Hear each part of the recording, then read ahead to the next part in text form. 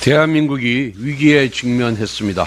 미국 트럼프 행정부 출범 이후 관세 압박에 이어 미국이 한국을 민간국가 및 기타 지정국가 목록에 지정한 것으로 알려지고 미국 국방부 장관이 방한 일정을 검토하다가 취소하는 등 외교안보 위기 상황이 중첩되고 있습니다. 문제는 결국 정치적 혼란에서 비롯된 것입니다. 민주당은 북한, 중국, 러시아를 적대시했다는 미국과 서방 세계가 경악할 만한 사유를 들어 윤석열 대통령을 탄핵했습니다. 곧이어 주미대사 출신 대통령 권한대행 한덕수 총리까지 탄핵하였습니다. 국방부 장관도 공석이 이어지고 있습니다. 그리고 권한대행의 대행인 최상목 경제부총리마저 탄핵하겠다는 협박을 허구한 날 반복하고 있습니다. 거대 야당의 탄핵 폭주로 인해 우리 정부 인사는 언제 어디서 언제 누가 직무정지를 당할지 모르는 상황입니다. 이러한 대혼돈 속에서 미국을 비롯한 우방 국가들은 대한민국의 누구와 함께 민감한 문제를 다뤄야 할지 가늠이나 하겠습니까? 언제 탄핵당할지도 모르는 대한민국 정부 인사에게 진지한 태도로 협상에 임하겠습니까? 이처럼 거대 야당이 가져온 정치적 혼란이 외교안보 위기를 초래하고 있습니다. 급한 불부터 끄는 방법은 먼저 헌법재판소가 한덕수 총리에 대한 탄핵을 하루빨리 기각시키는 것입니다. 한 총리는 대통령 권한대행으로 돌아와서 당장 국방부 장관부터 임명해야 합니다. 민주당은 국민 앞에서 더 이상 탄핵 발의는 없다고 천명해야 합니다. 그런데 민주당의 행보는 정반대입니다. 엄중한 경제외교 현실에는 일말의 관심도 없이 우리 안보와 산업에 직결된 형법상 간첩죄 개정안은 꾸준히 발목 잡고 있고 반도체 특별법은 주 52시간제 예외와 같은 핵심 사안을 삭제해버린 채 패스트 트랙을 악용하여 1년 넘게 묵혀버리려고 합니다. 그러면서 삭발, 단식, 도보행진, 장애 집회 등 총력 투쟁을 벌이며 대통령 파면만 앵무새처럼 외치고 있습니다. 민주당이 왜 이렇게 불안해 보이는지 모르겠습니다. 이재명 대표의 절친 문영배 대행이나 어떤 루트를 통해 헌법재판관 개개인의 의견을 전달받아서 그런 것입니까? 대통령 탄핵 선고 이후에 작금의 국가적 혼란을 멈추려면 정치권의 탄핵 심판 선고에 제대로 승복해야 합니다.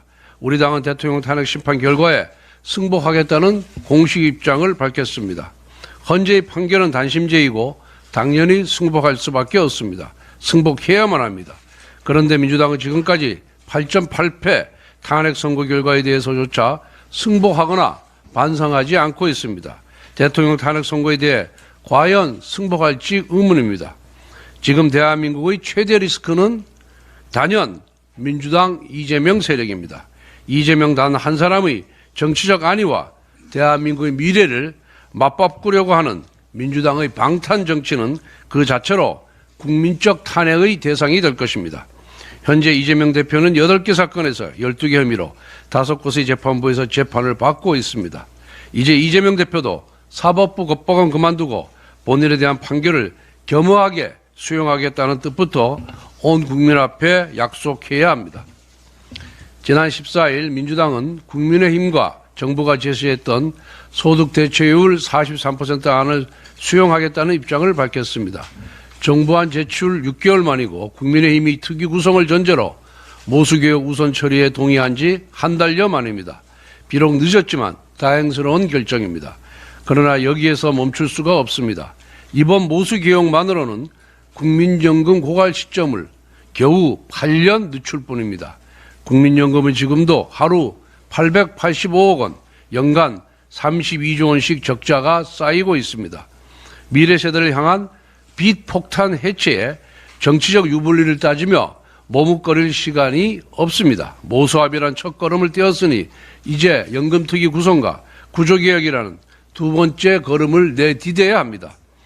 그런데 민주당은 특위 구성에서 합의 처리라는 최소한의 원칙조차 거부하며 논의를 지연시키고 있습니다.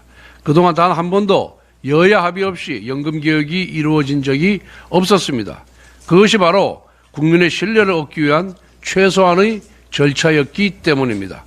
민주당의 연금특위 구성 지연은 결국 이재명 대표의 책임으로 귀결됩니다. 지난 금요일 민주당은 모수개혁 합의가 이재명 당대표의 지시로 이루어졌다고 밝혔습니다. 그렇다면 연금특위 구성이 지연되는 이유 역시 이 대표의 결정 때문임을 의미합니다. 이재명 대표가 연금개혁의 진정성이 있다면 합의 처리라는 상식적인 원칙을 거부할 이유가 전혀 없습니다. 오늘이라도 정략적 계산을 내려놓고 연금특위 구성에 즉각 나설 것을 촉구합니다. 국민의힘은 합의와 협치를 바탕으로 지속 가능한 연금개혁을 이루기 위해 끝까지 책임을 다하겠습니다.